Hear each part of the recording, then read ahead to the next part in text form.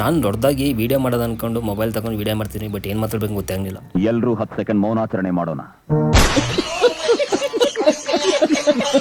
ಅದಕ್ಕೆ ಮನೆಗೆ ಬಂದು ವಾಯ್ಸ್ ಕವರ್ ಕೊಡ್ತಾ ಇದ್ದೀನಿ. ಅಲ್ಲಿಂದ ಜಸ್ಟ್ ವೀಡಿಯೋ ಮಾಡ್ಕೊಬಂದು ನಾನು ಬಂದಿರೋಂಥದ್ದೇ ನಮ್ಮ ನಿಯರೆಸ್ಟ್ ಇರುವಂಥ ನರ್ಸರಿ ಫಾರ್ಮ್ಗೆ. ಇದು ಇರೋದಿಲ್ಲಪ್ಪ ಅಂದರೆ ಇಲ್ವಲ್ಲ ಪಕ್ಕನೇ ಐತೆ. ಹಾಗೆ ಆವಾಗಲೇ ಹೇಳ್ದಂಗೆ ನಾನು ತೋಟ ಅಂದಮೇಲೆ ತೋಟದಲ್ಲಿ ಈ ಗಿಡ ಮರ ಹಣ್ಣು ಇಷ್ಟೇ ಅಲ್ಲ, ಇದಾದಮೇಲೆ ಇನ್ನೂ ಬೇಕಾಗಿರುವಂಥದ್ದು ಅಲಂಕಾರವಾಗಿ ಕಾಣಬೇಕು. ಏನು ಅರ್ಥವೇ ಆಗ್ತಿಲ್ವೇ ಈ ಕೇಸು ಅಂದರೆ ಫ್ಲವರ್ಗಳಿರಬೇಕು, ಹೂವುಗಳಿರಬೇಕು.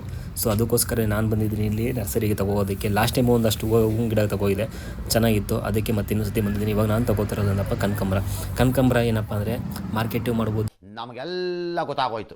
ದೇವ್ರು ನಿಂಗೆ ಒಳ್ಳೇದು ಮಾಡ್ತದ, ಮನೆ ಕೂಡ ಹೂವಾಗುತ್ತೆ, ಎಲ್ಲರೂ ಮಾಡ್ಕೋಬೋದು. ಅದಕ್ಕೆ ಕನಕಾಂಬರ ಅಂದರೆ ಗುಲಾಬಿ ನೋಡ್ತಾ ಇದ್ದೀನಿ. ಲಾಸ್ಟ್ ಟೈಮ್ ಗುಲಾಬಿ ಗಿಡ ತಗೋಗಿದೆ, ಗಿಡವಾಗಿ